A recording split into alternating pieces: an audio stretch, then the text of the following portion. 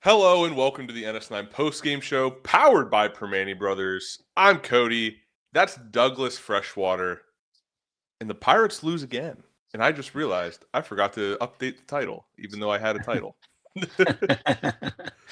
I think it's okay. The Pirates played sloppy today. We're going to podcast sloppy, right? So, Exactly. Yeah. They set a nice example for us, right, Doug? They've set the tone for the day of the season.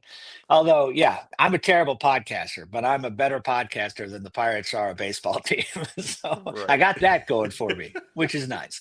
But I think Jim said it, right? All they had to do was win one of the games versus the Cubs, so they didn't get to celebrate here. And we're just gonna roll over because we're not the Pittsburgh Pirates. We're the homecoming opponent for every team in the Central. So here we are. I guess we'll start with that, right? Well, first, shout out to Ryan, just continuing to be terrible at his FanDuel locks. He bet the Pirates money line because, as you just said, Jim said all we had to do win one game. And they can't even do it. Ryan had faith. Jim wanted them to do it. I don't think either of us thought they could. But what are we, 1-11 in the last 12 games? We've lost 11 of our last 12. That's after sweeping the Dodgers. I saw Paul Zeiss tweet about it. Not that I like Paul Zeiss that much, but he can have his opinions.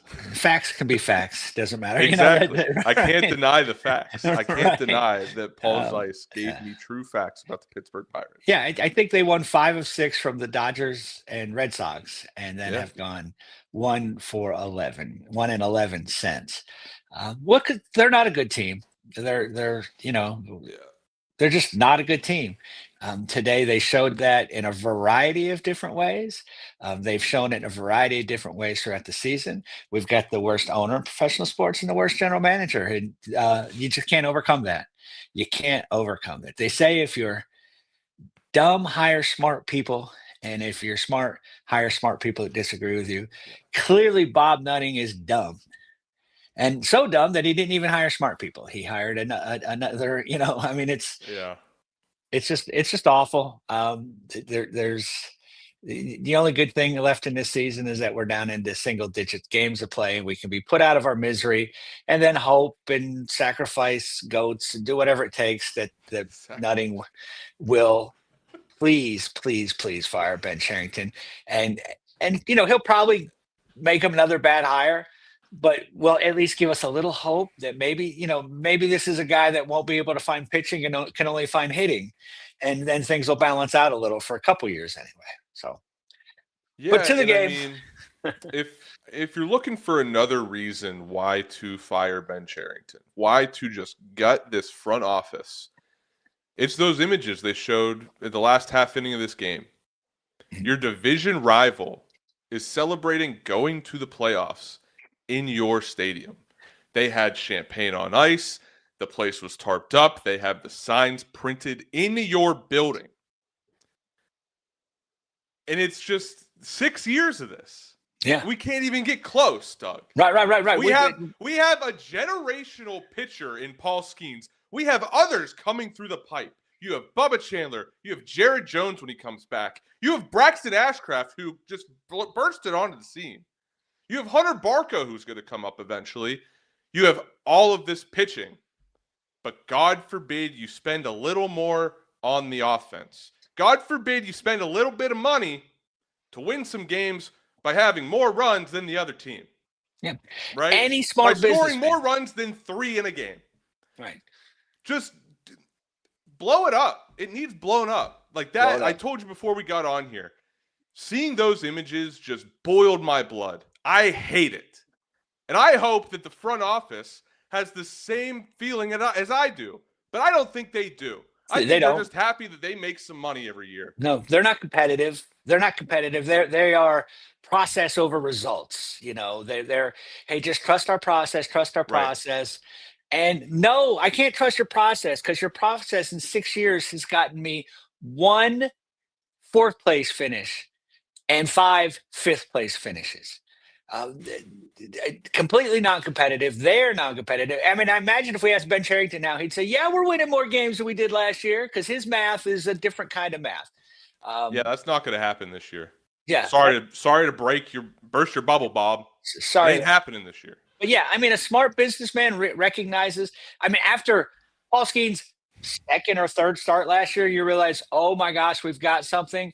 He wins Rookie of the Year. Oh my God. You would think. Let's do something. Let's just go let's go sign a guy to a 3-year contract that actually can hit, right? Let's spend a little money because if nothing else, every other team in the major leagues would be selling out Paul Skeens starts at home.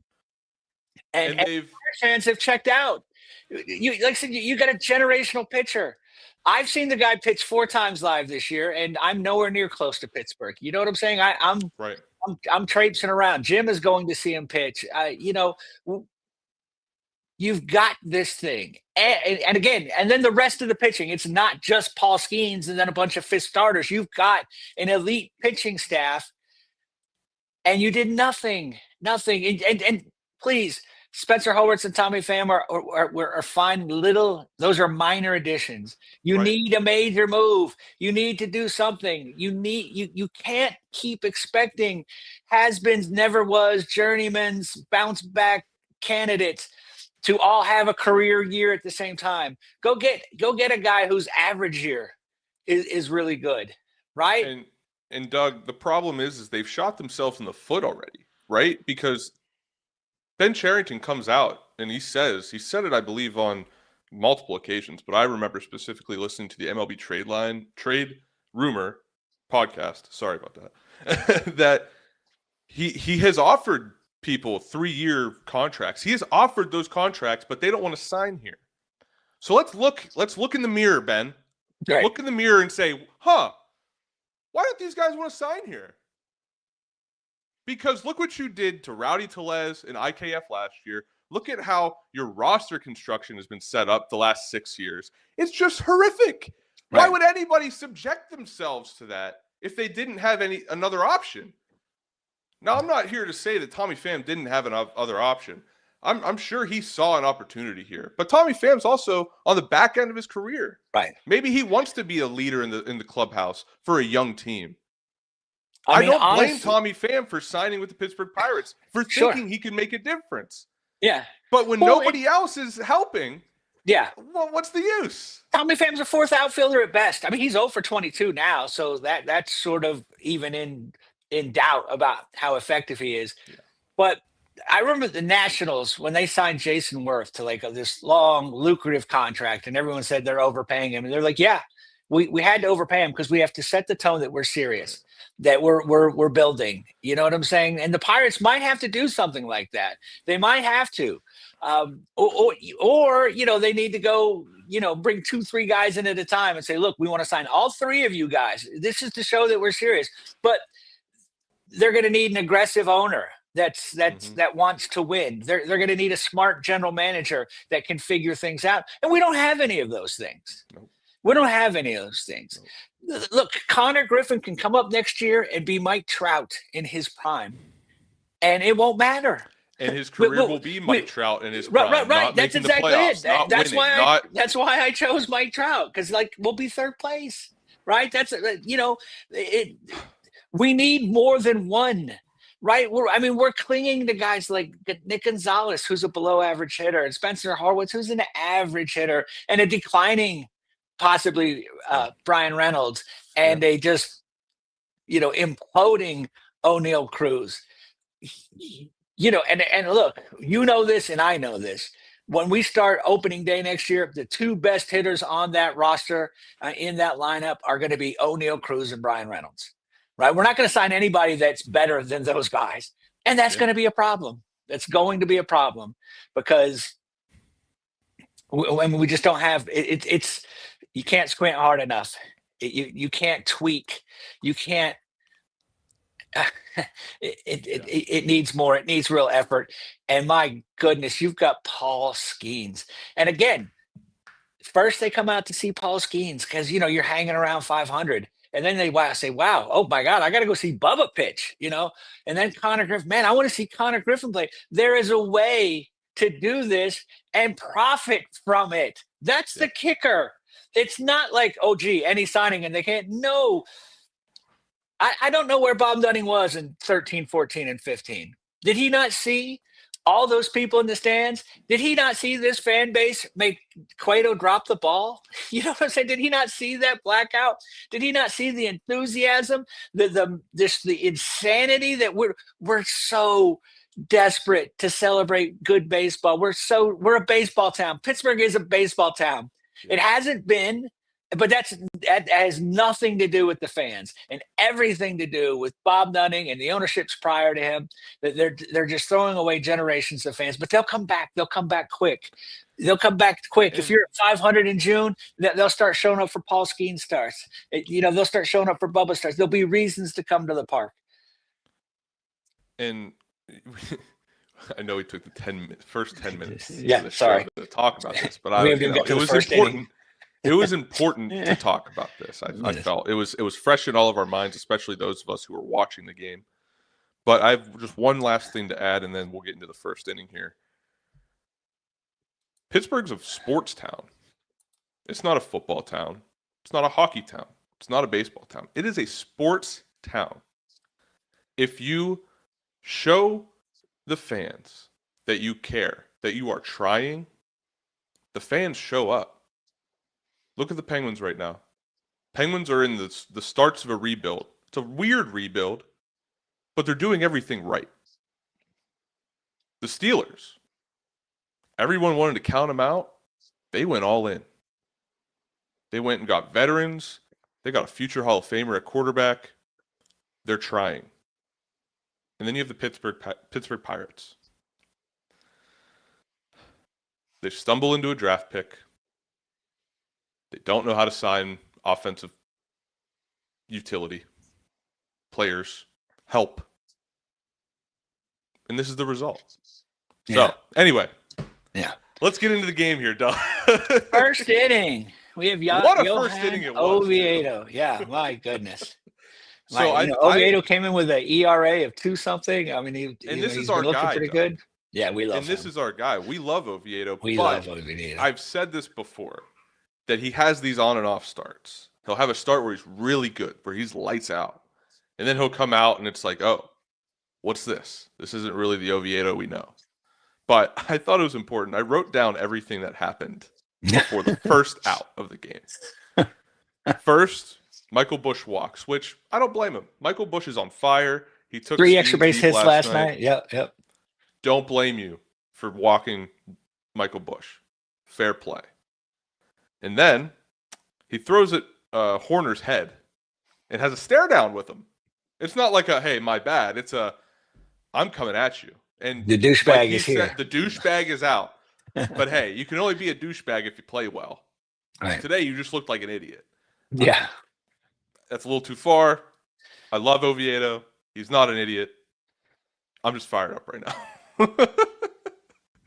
So that happens. You know, he stares him down. I also made a note that before today's game, Horner is 7 for 12 in his career against Oviedo before today. So then the next batter gets called for a balk, which seemed odd because I don't know if you were listening, Doug. I heard someone yell timeout. I was listening. I was actually listening on the radio, and I couldn't hear it. I didn't hear it, but yeah. On the television broadcast, it was clear as day. You could hear someone yell timeout. Okay. Now, there was something muffled, but I couldn't tell what it was. Yeah. Right, and it was loud. You could tell, like it sounded like an umpire saying timeout. Oviedo stops his follow through, right in the middle. Doesn't throw the ball, and then the home plate umpire doesn't look like he's the one that called it. I think they went to the third base and first base. like the cameras, nobody called a balk. Nobody called a timeout. So it must have been something from the dugout. But anyway, because of that, Oviedo thinks it's an umpire yelling timeout. So he stops. He doesn't want to hurt anybody. And he gets called for a balk because of that. Moving on. Ian Happ, noted pirate killer from Western PA, hits a home run. Right after that, Ballesteros makes it back-to-back. And then he hits Suzuki. And this all happened before the first out. Oviedo's first inning. I want you to guess how many pitches he had. Because it was like, it was a long first half of the inning. How many pitches do you think Johan Oviedo had in the first inning? 34. A respectable 26. Yeah, because I never at that point, I thought there is no way he's going to pitch shocked. 5 innings. Right. At that point, I wasn't sure he was going to come out. Yeah, Yeah. Well, I remember, it's funny because I remember like in the 4th inning, I'm like, wow, he's still pitching. Like they're not going to let him go much over 75. And then he walked the first 2 batters in the second, not to skip over the Pirates. Terrific first inning. But yeah, Yeah, there you go. Mike says, 26 of the first. So he has 56 pitches through 2 innings and somehow made it through 5. So I'm always reluctant to give credit to, he settled down and buckled down. Well, yeah, but he gave up those 4 runs, and that's a terrible thing for this team. And like we said, he's our guy, and that's what I did like about his start today, is that he buckled down after that wild first inning. Still kind of got hairy there for a little while. I think he walked 2 in the second. He walked the first 2 in the second, I'm pretty sure. Yeah. He walked Shaw, then walked Bush again, which don't blame you. But yeah, it took him a while to settle in. It took him a while to get there.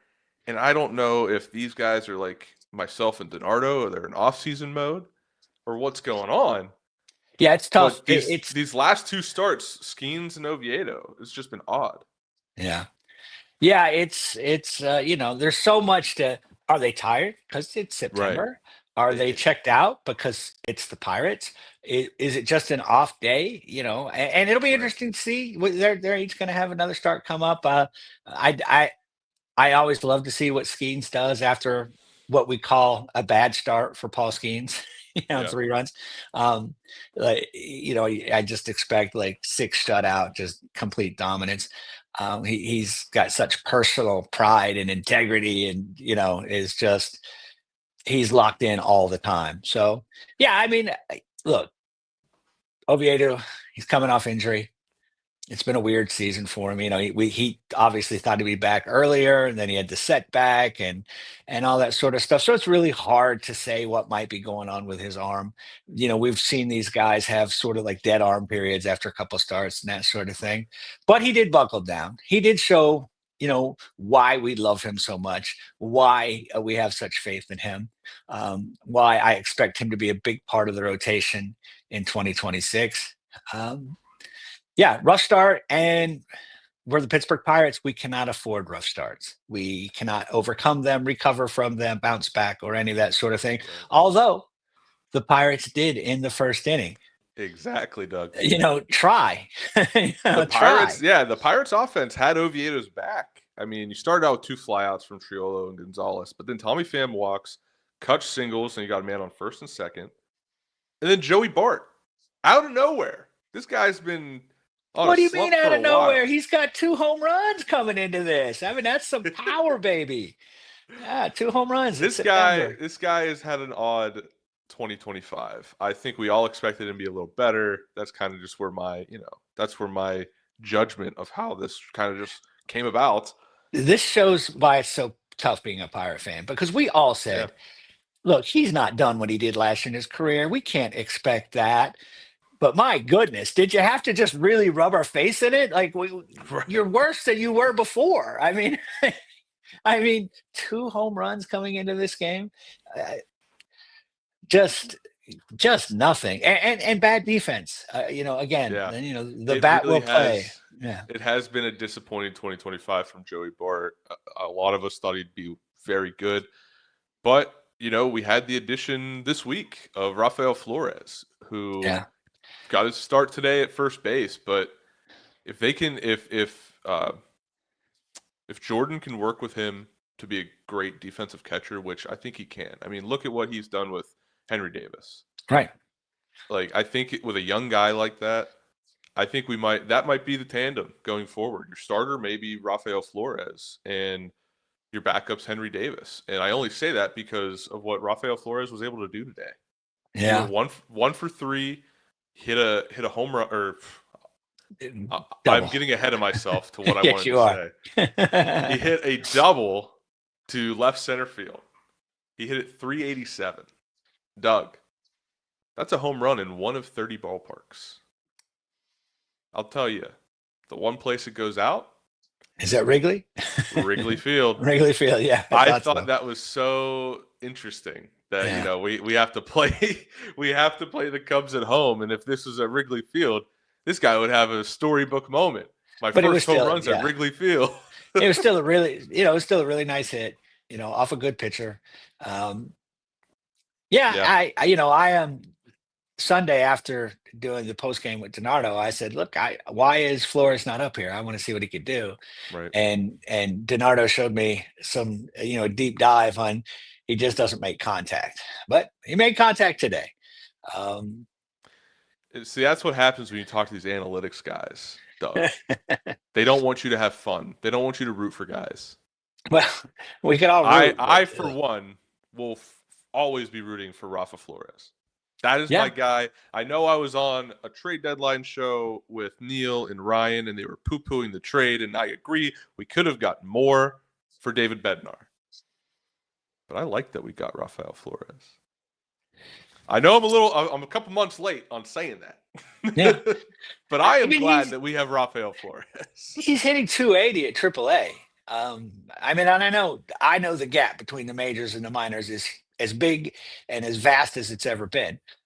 Yeah. But if he's making some contact, and that was a changeup he hit, which is a pitch that befuddles a lot of young, a lot of major league hitters, but in particular young major league hitters.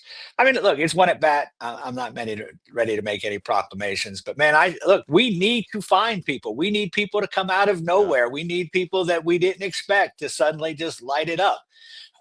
We need Jared Triolo to do what he's doing now for a whole season, kind of thing, something that you never would have projected, forecast, or bet on.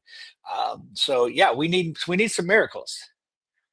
So I'm not following the chat as much here, but okay, I think Ira was talking about Joey Bart. I apologize, because I was about to say, Rafael Flores may not be able to hit, but he looked like one of the most professional hitters I've ever seen on this team this year. Yeah. Like he very looked, low bar. He looked like he knew what he was doing. He looked very into every pitch. Nothing really surprised him either. Like he was on it. Like he knew not that he knew what was coming, but like he was prepared for what could come. He looked like a guy who is ready to be a major leaguer. And I like that, and I hope that the Pirates don't beat his will into submission. I hope that he can keep that attitude. If he can platoon with Horwitz at first and then catch, I'll take it. Right. And so Henry still gets. I'm still kind of hoping Henry can be a little better, right? Like I keep telling myself he can't be this bad, and then he keeps getting worse. So right.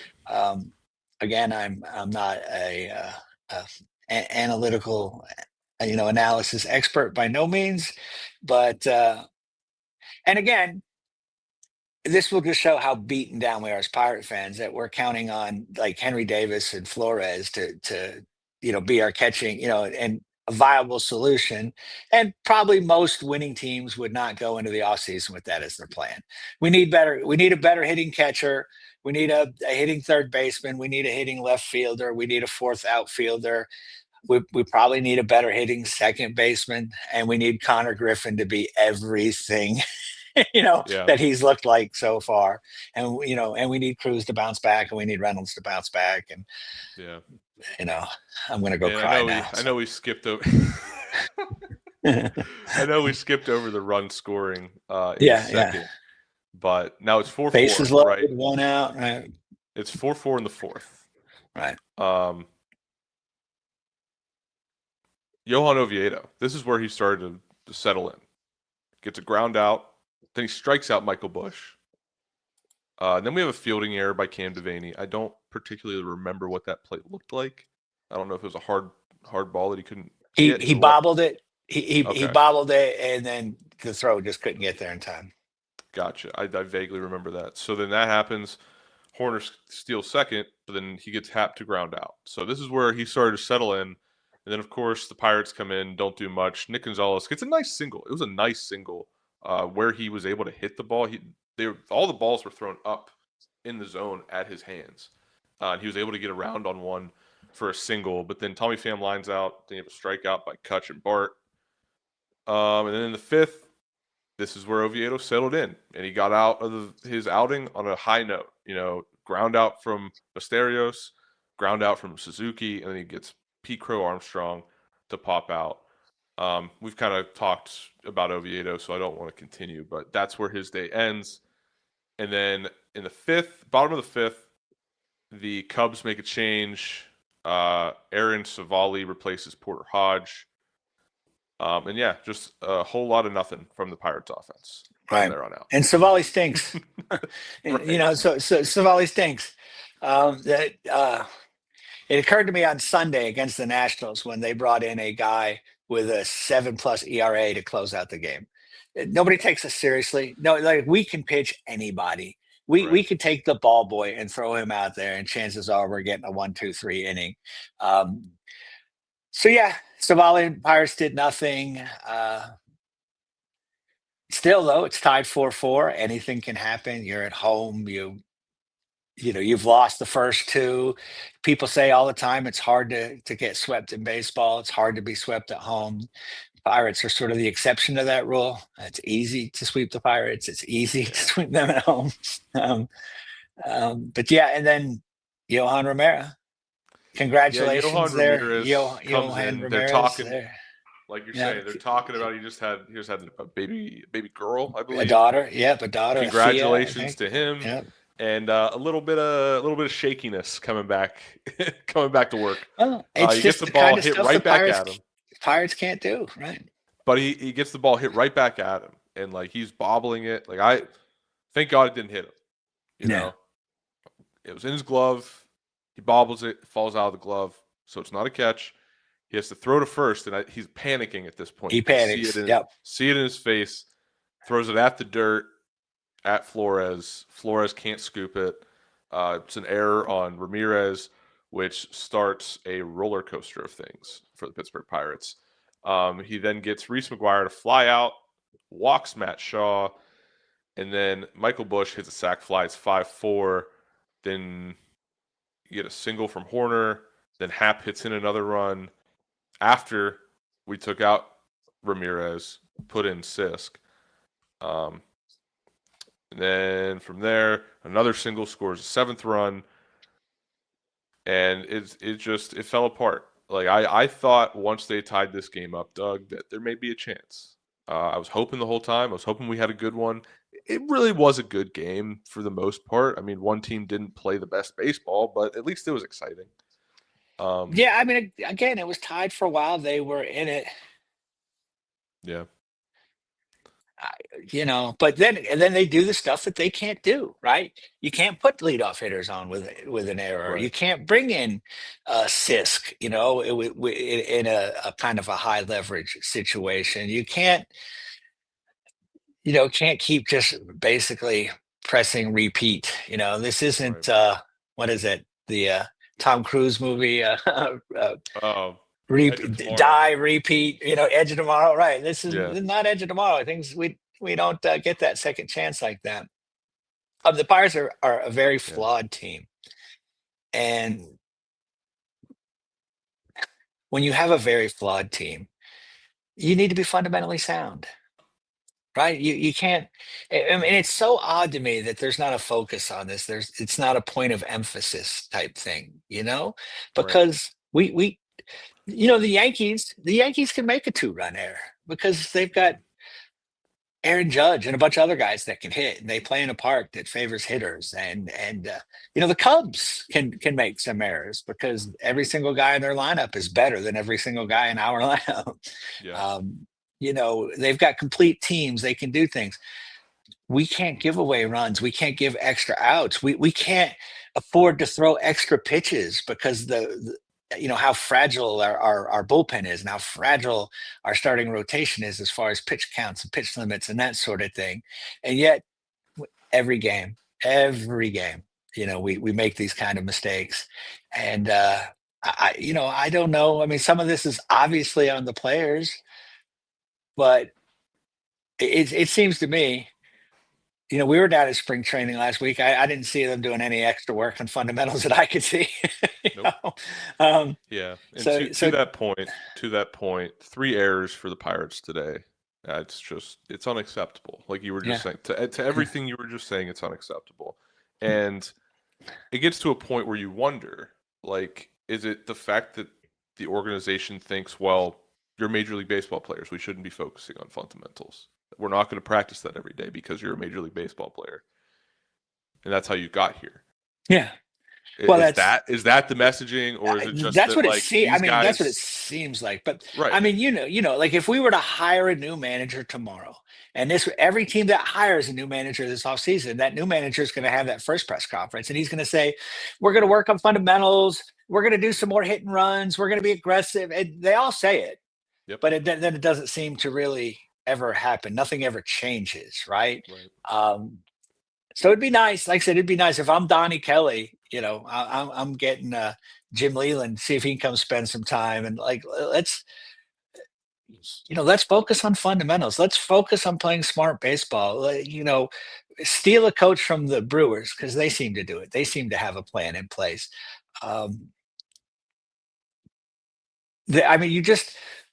When you're a small payroll team and you're an under-talented team and you're outmatched and all this sort of thing, we talk about this. They talk about this. They give it lip service. We have to win in the margins. We haven't won in any of the margins yet. We're losing in all the margins. We're losing in the score. We're losing in all the margins. We're losing. We're losing the moral victories. We don't win in any way, shape, or form, and nothing seems to change. And that's frustrating, right? That's what I think probably frustrates us most at fans. It's like, it seems like there's a real lack of effort, execution, and then attention to that from the organization, right? Like, okay, young players make mistakes, and the Pirates are obviously frequently playing guys out of position and asking them to do things that they haven't done and learn on the job and that sort of thing. But if you're asking them to learn on the job, isn't it incumbent on you to teach them while they're on the job? And it doesn't seem like the teaching is getting done. I'd have to agree. But moving on to the 7th, Dauri Moreta comes in. There's another ending that it could have blown up, but I have to give a little bit of credit to the defense here. So we'll just set the stage. Pete Crow Armstrong strikes out. Dansby Swanson walks. Reese McGuire hits a single, so you got a man on first and second. Matt Shaw hits a fly ball that should be a double. Like, this should have been a double off the base of the wall. Alexander Canario. I don't know if he took a bad route to the ball, and that's why it seemed so fantastic, or if it was just a hard hit ball and he got there at the last second. But he makes a great catch. It was a nice catch. It looks like a great catch, and it is. And he doubles up Reese McGuire on first, and that kind of saves the inning there. Like, I was fully prepared for this to be a 9-4 game once that ball was hit. And credit to Canario there. He tracks down the ball, gets to it, gets it in, and they get out of the inning. Yeah. And Nick Gonzalez, I think in the inning before, had a real nice play at second base. He had to run really far toward first base, get the ball, turn his shoulders, man. He did that. And he's been struggling, so it was nice to see. But that's the problem. We see it, flashes, spurts here and there, but we just don't see it consistent. And right, like I said, I mean, this team needs to be in run prevention mode because with this pitching staff, if you can keep them down, you've got a chance. But we give away too many runs, we don't score enough. Right. And moving forward, what is that? With 2 outs to go in the 8th, Kyle Nicholas comes in for Dari Moreta. Moreta gives up a single to Justin Turner. Run scores, it's 8-4, and then he gets a strikeout and line out. And then something funny happens at the beginning of the 8th here with Rafael Flores. Nobody knew this happened except for the home plate umpire. Yeah. That he started with a 1-0 count. 1-0 count, yeah. Greg Brown was dumbfounded. Neil Walker was dumbfounded. I was sitting here like, what just happened? Yeah. I didn't understand either. I didn't. I mean, But they show the video. They show him, They show the video. It was so funny, the video. The umpire's looking at him like, hey. And he throws the ball. And he goes, all right, that's a ball.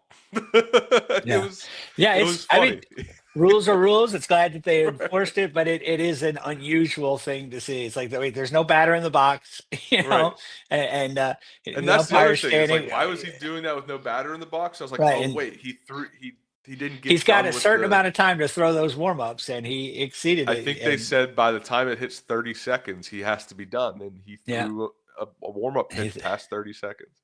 And it seemed like the umpire was just pissed. He's like, look, I'm standing here telling you. I'm telling you tonight. So you're going to do that? All right. Yeah. Ball one. Pretty much. So, yeah. Pretty much. And then nothing else really happened in this game. I know our guy Santana came in, had a 1-2-3 inning, strikes out Swanson. Don't you hate? I hate wasting him in this stuff. Like, he has to pitch, right? But we don't have enough situations where he's protecting a lead or just even in a close game. Now we're just, throwing him in to mop up because we've used everybody else. Yep, and then sad state of affairs. 1-2-3 inning for the Cubs, and the video attached to. So I'm looking at the MLB Game Day summary, and back to the beginning of this show. The video that is attached to O'Neal Cruz's flyout has a thumbnail. It says "clinched," Chicago Cubs. That hurts. That's how this game ends. The Chicago Cubs clinch a playoff spot. The Pirates once again are going to finish the season in the basement of the NL Central. And here we are, Doug. We have wrapped up this game. I think we've done a pretty good job here. Well, I was thinking one other thing too. Go for it. In regard to our catching situation, the Pirates don't have a single catcher on their roster as good as Reese McGuire. And that's you want to sum up. You know where Reese McGuire used to be? Yes, I do. I do. He was a first round pick. He was a Pirate. Yes, first round pick. It was the same year we drafted Austin Meadows. One of those picks was we got because we drafted Mark Appel and didn't sign him. I think that was the Austin Meadows pick at number 9, and then 13 was Reese McGuire, and then we gave. I remember that guy. Yeah, we gave Reese McGuire away to get someone to take on Frankie Liriano's contract to get the Blue Jays to take that on. Gave him and Harold Ramirez, who had some moments as a major leaguer, but Reese McGuire is performing better than any of our catchers, and he's terrible. So I don't know what the numbers were going into this game on the FanDuel Sportsbook, but I'm sure if Ryan would have bet the over, he would have had a win. Yeah. He would have had a win.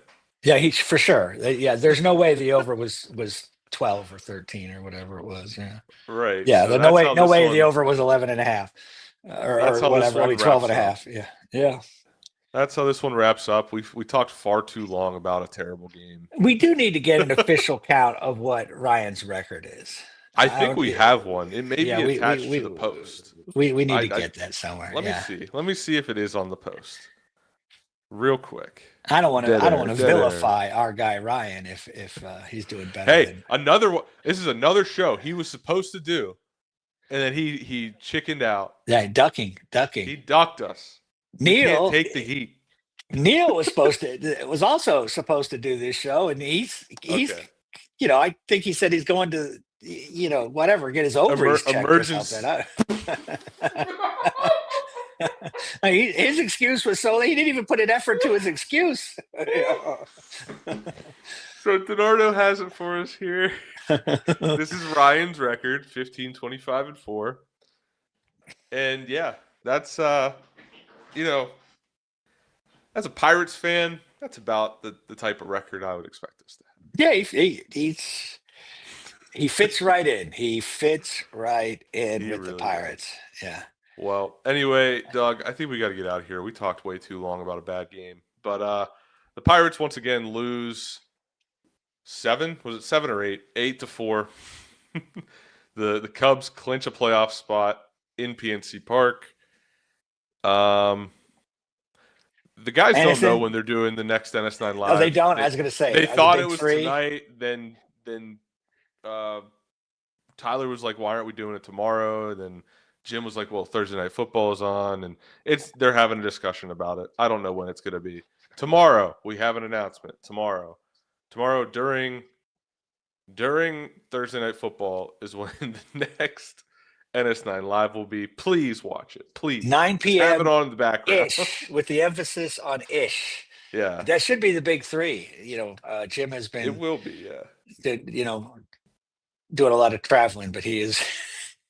He is home. He is ready, and apparently football's for losers. Well, I'm having way more fun watching the Steelers lose in terrible fashion than the Pirates. So anyway, Doug, I think we've talked enough. Too much. We've talked too much about too little. All right. Well, let's get out of here. Folks, thank you for joining us, and we will see you next time. Thank you, guys. Appreciate you joining us. Let's go, Bucks. All right, that wraps up this episode of North Shore 9. Thanks so much for tuning in. Whether you're listening on the podcast or catching us on YouTube, if you enjoyed the show, please give this video a thumbs up, and don't forget to hit that subscribe button if you haven't already. It really helps us grow. And if you're listening on the podcast, a quick review goes a long way in helping others find the show. Plus, be sure to tell a friend about us. There's always room for more here in the NS9 community. And for those looking to support us a little more, consider joining our Patreon, become an MVP member, and get exclusive perks while helping us continue to bring you more of the Pirates content you love. Thanks again for all your support, and let's go Bucks.